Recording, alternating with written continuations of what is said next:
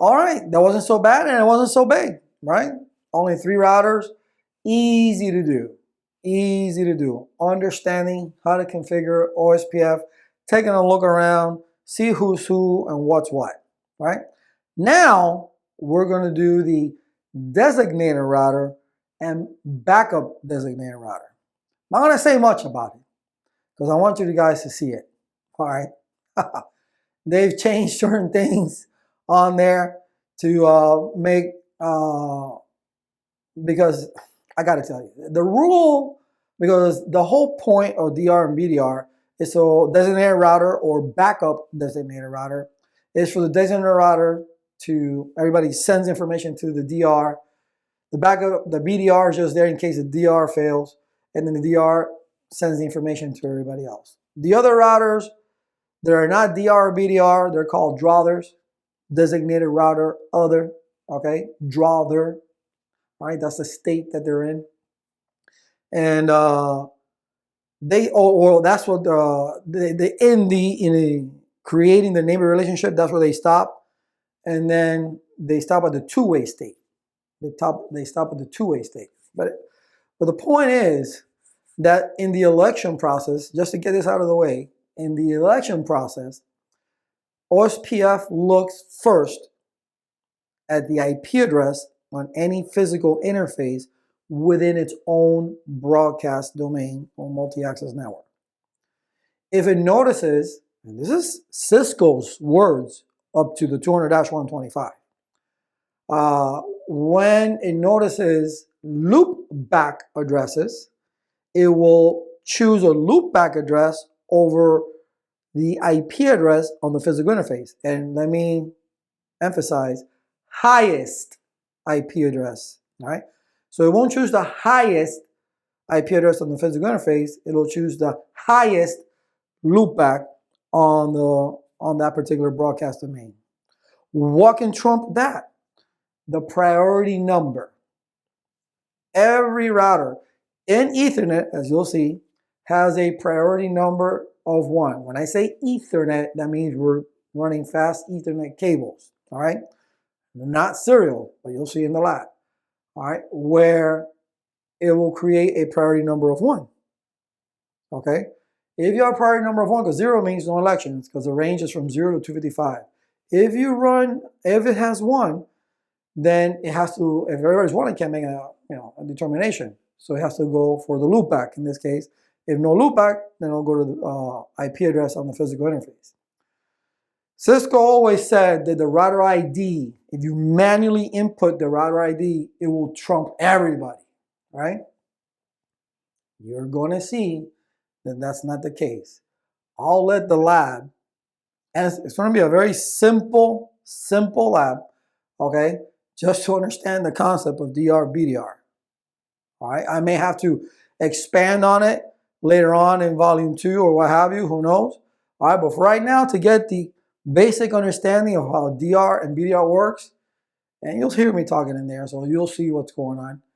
The lab is going to show you how to do that, okay? But this is an important topic. DR, BDR, guaranteed that it's always been on all the exams up to now, so it's not going to be any different in the 200-301. Cool? Let's get inside the lab. All right, welcome back, everybody. This is going to be OSPF still, but now we're going to concentrate on the designated router and backup designated router election. And there's some confusions on how this happens. Now, one of the things that Cisco states in their book that point-to-point connections do not use DR, or they don't run any DR or BDR elections. They do not do that on point-to-point connections, only on types of broadcast networks, okay? Meaning, let's say on a broadcast network, they'll dynamically discover their neighbors. They will use a DR, BDR. And on a point-to-point, they still dynamically find their neighbors, but there is no DR or BDR, okay? So here, I have 2 point-to-point connections. Now, I have IP addresses. That's it. I'll go to the first one, okay, which is fast Ethernet. All right, you see we have both two types of topologies, well, they're the same, right? Point to point, but this is a fast Ethernet cable, and this is a serial cable. It's connected to a serial interface. Okay, so point to point, okay, should not, as per Cisco, should not run a DR or BDR election. That's their book in the CCNA 200-301. All right. Enable config T. Well, first let me say do show IP protocols so you guys can. Not protocols. All right, nothing there. I have no protocols configured whatsoever. Do show IP in brief. I do have the IP addresses on there. Something you're familiar with. They don't want to bore you with that anymore. Okay. So now let's configure OSPF. Router, OSPF 1, right, process ID number, network 10.1.1.4.0003 based on the mask, and again, area 0, first area coming up. All right, and that's it. There's no more networks. There's only one network it's attached to. Okay, and there's no loopbacks or anything as of yet. Enable, config T, router, OSPF, OSPF 1. That doesn't matter. 2, 3, 4, 5 is local.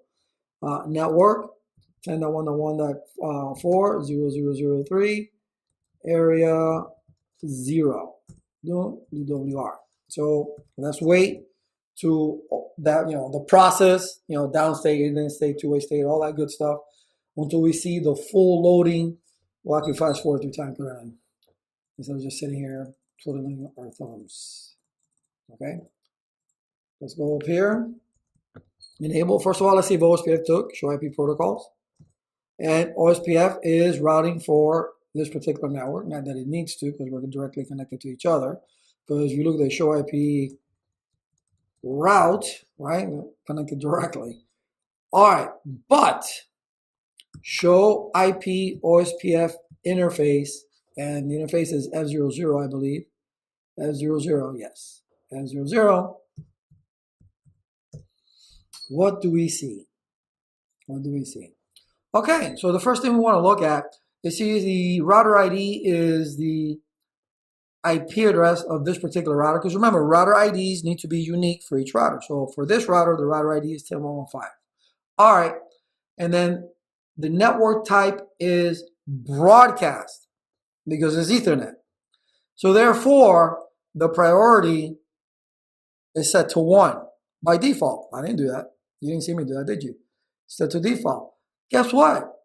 Designated router is the other guy, 10.1.1.6, because he has the higher IP address.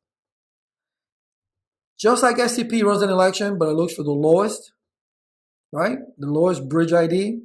Here in OSPF, when it runs its election, it says, well, we're going to pick the highest IP address on any physical interface to become the router, the designated router.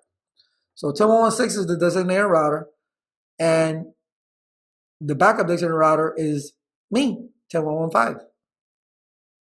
So this is a point-to-point connection. We didn't have to discover anything dynamically because we're directly connected to it, but okay, we discovered it dynamically, all right? Because we ain't routing. We're not routing at all right, because they're connected directly. There's no routing, but OSPF is configured, okay? So it's network type broadcast, people, because it's Ethernet. So it will run an election because the priority is set to 1. If I change the priority to 0, then okay, no election will run. But by default, since it recognizes it's a broadcast type network, it will set it to 1 and therefore run the election. All right, you see the hellos down here and what have you. Okay. Okay, we're going to take this. We're going to take this a step at a time. All right, let's go down here. Same exact thing. The only thing that changes is the cable. All right. Let me just prove that I don't have no show IP protocols, no routing protocols. Okay, but I do have the IP address. So config T interface S0/0/0 IP address. I'm not IP address. Look at me. What am I doing? What am I doing? Router OSPF 1 network 10.1.1.4. Did I put the IP address? Yes, I did. Yes, I did. 10.1.4. Wow. 0003. Area 0. And that's it. Let me just check this. I even doubt myself. show IP in brief. Yeah, 10.1.5. That was disagreeing. I don't know what happened there. Brain fart. Config T, router OSPF 1, network 10.1.1.4, 000.3, area 0, TWR, right? And let's fast forward through time. Oh, we didn't have to. There we go. Awesome. So we'll just go, and let's go on the same router. So, well, you wanted a different router last time. Let's go on this router. That's the one we did last time, right? We did that router. And let's do a show IP OSPF interface S0/0/0. Oh, now we got a point-to-point because it's serial. And do we have a DR or BDR? I don't see any. Do you? I don't see no. I don't see anything that says DR or BDR or anything like that. I see my hellos and deads. I don't see nothing about priority. I see that my router ID is 10.1.1.5. This is who I am. Okay. And I'm adjacent to my 10.1.1.6. But there is no DR and BDR. The older packet tracer will actually show you the DR, and when I say older, the previous version of the one that I'm running right now, which is, you go to the help and then about, because this is packet tracer 7.3.0.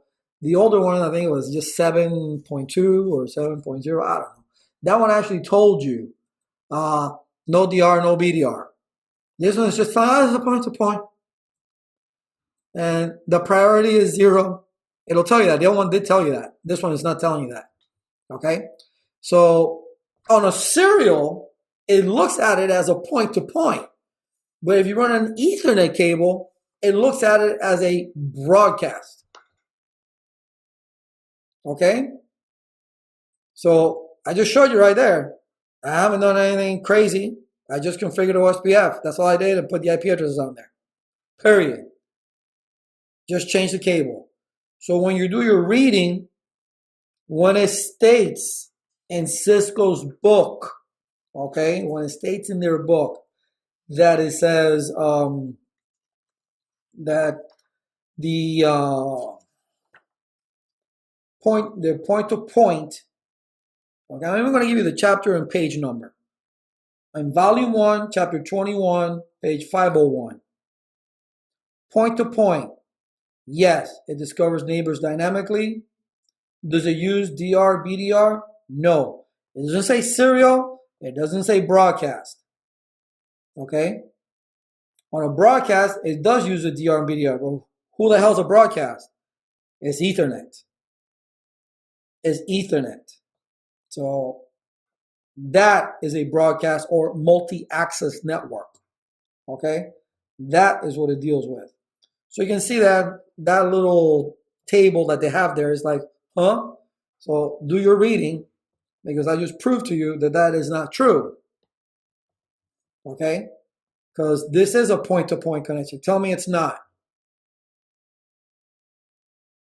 Tell me this is not a point-to-point connection. It is. It's just Ethernet. Okay? But it's going to use DR, BDR. Now, the other interesting thing is that you saw that the DR here was 10.1.1.6. It was the other guy, right? Because he has a higher IP address. And it used this IP address on the physical interface, right? The physical interface, the IP addresses, that's what it's using. All right, and then this is also who I am, my router ID. But I can change my name, not host name, how the router sees it. So I can go in here, config T, and I can go router. You see, this is the reason I just put a 1 so I can go back in, because there's many sub commands that you can do in there. One of them is router ID. All right, and Cisco recommends that you use your own router ID. Router ID, I'm going to use this router 1, right? Well, wait a minute, let me back it up. IP version 4 router ID. And it's going to be the same thing in IPv6. 1.1.1. It says reload. This is something new in this packet tracer. Reload in the old packet tracer did not do that. You just have to, you had to clear, that didn't work. Then you had to shut it down, turn it back on, do all sorts of crazy stuff to make things happen. So let's use what it says, a clear IP OSPF. You got to do it from privilege mode, and it's case sensitive. Clear IP OSPF process, enter. The default is no, because that's a, if you do this during the workday, you're going to disrupt people. So don't do it during the workday. Say yes. You see how everything goes down and everything's going to come back up. So we're going to fast forward through time. So I don't, we don't have time to be messing around. Okay. So now we're going to enable, I'm going to do show IP, show IP OSPF interface. What was it? F00? Yeah. All right. So F00, F0/0.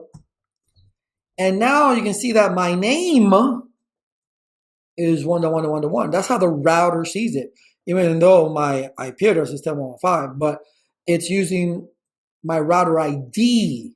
And take a look what also changed. The backup designated router, 1.1.1.1. Oh, wait a minute, Laz. Are you telling me, and I've been saying this, are you telling me that if you change your router ID to 1.1.1.1, it's going to use that?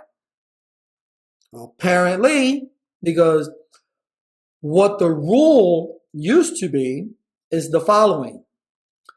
When OSPF is configured and is running the election to see who's going to be the DR or BDR, it's first going to look at all its physical interfaces and find out who is the highest IP address on any of this particular broadcast or segment or multi-access network. Who's the highest IP address? You're going to be the DR. And who is the lowest? And then you'll be the BDR. That's what we saw before, 10.1.1.5. If you configure a loopback address, then loopback addresses override the election process, and it does not look at the IP addresses on the physical interface, but on the virtual interfaces, the loopback addresses, and it will use those. Oh, okay. So that's what before, I guess, in the older packet tracer, older books, it would say that. But look, I just changed the router ID, and it chose the router ID since as a backup designated router because it's a lower IP address. So that means if I come to this router and I go enable config T, router OSPF 1, and I go router ID 2.2.2.2, right? And then clears Control Z, clear IP OSPF process, enter, yes. And then I want to fast forward through time because I don't want to waste any time. Okay. And then enable. And now do show IP OSPF interface. Sorry, interface F0/1, is it? Yes, pretty sure, yes. Okay, Now we see that 22222 is a designated router ID and 11111 is a backup designated router. So it will use that. It will use, because the router ID is a tiebreaker, I guess you can think of it. If you manually put in the router IDs, it will use those addresses for the designated router and backup designated router. Okay, that will be one way of doing it. Okay, another way of doing it. Let's say, okay, so the backup designated router right now is 1.1.1, which is this guy, right? So what if I want to change that? What would I want to? What if I want to make it different? I want to enable. I want this guy to be the designated router. Right, config T. I can go interface F0/0.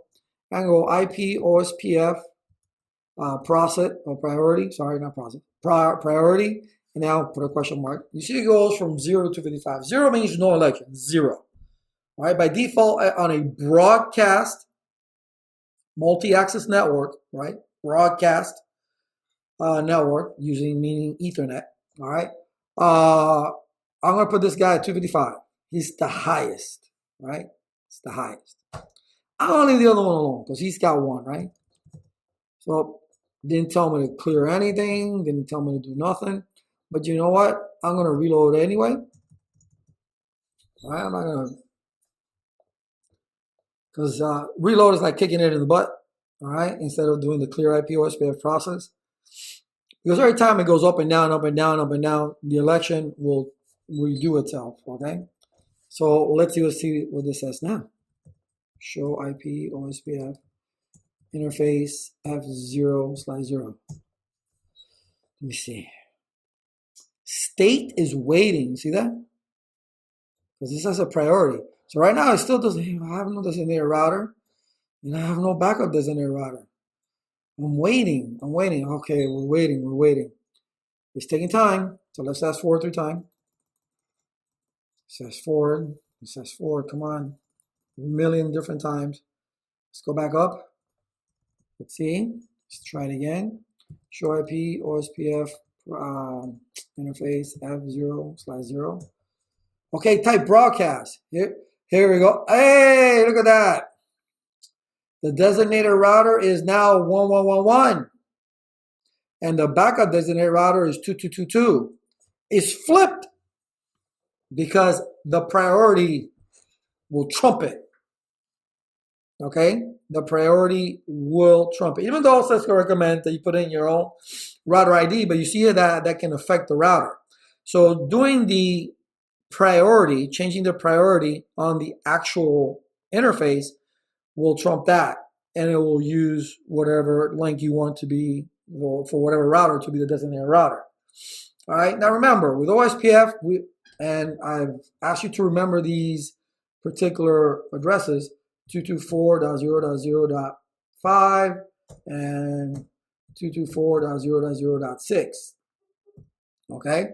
So 224.0.0.5, it goes out to all the routers. It says designated router, but it really goes out to all the routers.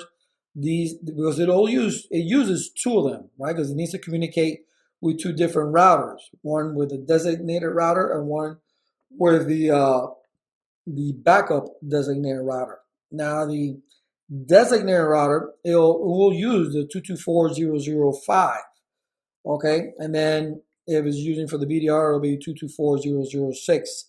I believe that is correct, okay, because it's just a basic thing of terminology. Because when it's discovering, it's 224.0.0.5, okay. That's for all the routers in the freaking subnet. When it's sending messages, see how the difference? Look at the difference. When it's discovering, that's the terminology thing.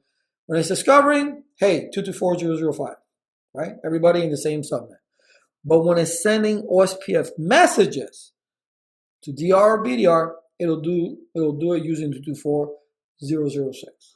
So let's put that right here. Okay, so discover. This out the way. Discover. Wow. Discover. And this one will be messages. Okay. This is to all routers. Okay. All right. So let me get my little thing back. All right. So that's why it has two different multicast IP addresses. When it sends out its updates. All right. It's going to do that. Now, this is a very simple, a very generic example, but it shows you, what this is showing you is that, hey, this is a point-to-point, this is a point-to-point. We can go ahead and have a broadcast. Since this is Ethernet, we have a broadcast type network. We saw that, all right? And it will do an election because it set the priority to 1, okay? And then this one is a point-to-point. It sees it at a point-to-point. This one sees it as a broadcast. So there is no, you didn't even see a DR in this version of the packet tracer. You didn't even see a DR or a BDR or a priority number or anything because it's not running any election whatsoever, all right? Because it's serial. So just because that table says point-to-point, I just proved that not to be true, okay? And then you can manipulate the election by simply going and either giving the, one way is giving it the router ID, giving it a different IP address, like we use the 1111 for router 1, 2222 for router 2, and automatically it still chose the higher router ID, 2222, to be the DR, and then the lower router ID to be the BDR. So we wanted to change that. So what do? We went and set the priority on router 1 to the highest value of 255, and we left the other one alone, which is 1. All right. So, and we fast forward through time and did a million things, clear IP, OSPF. We didn't do that. I just rebooted it. Don't do that during your work hours. Okay. But I rebooted it, and then boom, that became, because remember it was like, oh, I'm waiting. I didn't want to wait, so I fast forwarded through time. All right. But there's other commands, because remember that the hello and the deads are very important. Cost is very important. But if you're looking at these different things, you go config T and you go router OSPF 1, you question mark it. There's so many things that you can do. Okay, here you can change this default information exists for all routers, where you can create, and in this scenario, let's say we had like a internet router over here and we want to tell everybody, hey, this is the way to the internet. This is what we would use. All right, we'll create a default route here and then use the default information originate command to advertise that to everybody else. Hey, you want to go to the internet? This is the way to go, guys. Okay. Obviously, you'll be pointing to the internet router. Okay. Distance to change your AD. Okay. Passive interface. Be careful with passive interface. Okay. Because what is this? It tells you right there. I mean, it's pretty self-explanatory. It suppresses. It's not going to send out any updates. So what would happen if I would type passive interface F00? Well, I will stop sending updates to the next router. And they won't talk. So don't do that. Okay? Auto cost, we here calculate OSPF interface cost according to the bandwidth. So you can set that. You can set, I mean, if you wanted to, auto cost, the reference bandwidth. What is it that you want it to be? The reference bandwidth in terms of megabits per second. So you can decide the cost there. Can you do it on the interface though? Interface F0/0. I wonder if I can do it from there. Sure can. Is there a cost command in here? Okay, there's a bandwidth command that I can change in here. I can change the bandwidth, right, to that particular one. That will then say, okay, well then the bandwidth is different, so it'll use that as well. So there's many ways you can play with it. You can do it within OSPF, or you can change the cost inside OSPF itself, which is a nice thing, right? That we can do that, because we can manipulate. Because one of the things that we want to do is we want to make sure that we can actually tell the router what we want when it comes to cost, when it comes, hey, we don't want to send anything out this interface. Okay, these are the things that that we're looking for, especially in the certification. They like to play these little different what do you call it, sub commands that are in there. So it's just a matter of playing with them. But look at what they do. Look at what they do. All right, and you'll see. Okay, so you can use bandwidth under an interface, or under router configuration, you can actually set an auto cost. Okay, and you can change the administrative distance. Nothing. All right, since we were doing it before, we can do it here as well. Show, oops, let's go right here. So we have to do the do command. Show IP OSPF neighbors. Same thing. You can see that this is the full, but this is the BDR. Okay. And the same commands that we had before. We can do show IP OSPF. What's another command that we did? Database. All right. You can look at it, but the neighbor command is really what's interesting. Show IP OSPF. If you just do that, you can hit enter and just hit that. One of the things that this is going to tell you that, hey, this is the process ID, this is the router ID, okay? And then you have supports these type of LSAs, which you're not going to have to worry about in this certification, okay? CCNA anyway. But the important thing is, look what it's using. LSA 4. And like, interesting. It's using an LSA type 4. Well, that's not. What about this one? Is that using the same? Is it different because it's not a broadcast? Will it use the same? Let's find out. All right. Show IP OSPF. Using an LSA 2. Interesting. Right? So there's a lot to it. And believe me, this is going to get a lot more complicated when volume 2 comes out. Because that one's going to be talking about multi-area OSPF. This basically, in this particular volume 1, is just to get familiarized with the requirements, the concepts, configuring OSPF, how to actually put in the router ID manually if you need to. If you wanted to change the intervals, okay, as far as the hellos, well, remember what I said about the hellos, all right? You can do it under it's an interface subcommand, but I believe it's also config T router OSPF1. If you look at it, is it there? I don't think we saw it there. I don't remember. No, it's not there. Well, it's an IP. Do we see IP here? We don't see IP. Okay, so we got to go under the interface. So we go interface F0/0. We do IP, and then there's your hello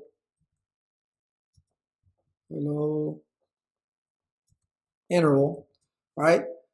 So okay, so it only works for EIGRP, even though EIGRP doesn't give a damn about hellos, but OSPF does. Okay, so but there you go. It's in seconds. All right. Well, let's put a question mark on there. Oh no, that's what we did. Okay, but it's in seconds. So let's do EIGRP just for the heck of it. All right. So that's the autonomous system. Oh, that's awesome. Oh, we have to give it the autonomous system. If it's EIGRP, you give it the autonomous system, and then you can put the seconds. But this is OSPF. Oh, well, maybe I did it wrong. Let's see. Exit. Let's go. Well, no, it had to be under the interface. I'm sorry. Interface F0/0. Let's make it specific. IP. OSPF. Hey, there we go. And now we get this. So we can change it. But remember, this is something that by default is 10. If we change it, let's say that holds true. Let's change it just to play. Do WR. Do WR. Because according to the requirements, the hellos must be the same. Fast forward through time. There we go. Enable. Show IP route. Well, we're connected directly. We don't want to see that. Show IP OSPF neighbor. Okay. Still seeing that neighbor. Show IP OSPF Interface tab 0/0. So now we're broadcast type. I'm the designated router 222. And fast forward through time. I didn't see anything. Hello? Oh, look. Didn't I just change the hello? It lied. Let's do it again. Interface. Did I do it in the right interface? F00. Okay. Int F0/0. IP OSPF. Okay. And we want to do hello interval in seconds. I'm going to change it to 20. So that's it.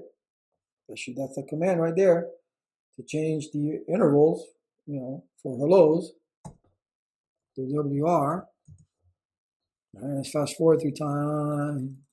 Fast forward through time 300 million times. Fast forward, fast forward, fast forward. Go back up.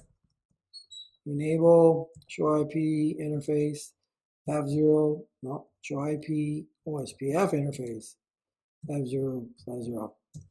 And the hello now is 20 seconds. Now it changed. Now it changed, so I'm still getting information. Oh no, look. No, I'm not. It says I'm the designated router, and there is no backup designated router. See what it did? You see what it did? It doesn't see the 22222 because the hellos. It's upset. Show IP OSPF neighbor. Oh, we have no OSPF neighbor because of hello. So there you go. The packet tracer proved it. So that's the kind of things that everyone needs to do when you're doing this, is play around with these commands, because this new version does allow it. There's some things they took out and some things they put in, because this was never something you can do, but now you can. Now you can. All right, but like I said, this is going to get a lot more complex in volume 2. This is like, hello, I'm OSPF. These are the things you can do here. All right, but we proved it finally that if your hellos to your directly, because this is part of the requirements, your hellos, this one's 20. This is router 1. And this, look, you see? Down, expired, dead timer, because we didn't get a hello. So enable, show IP OSPF interface F0/1. Hey man, I can't see you. I don't know. OSPF can't see you.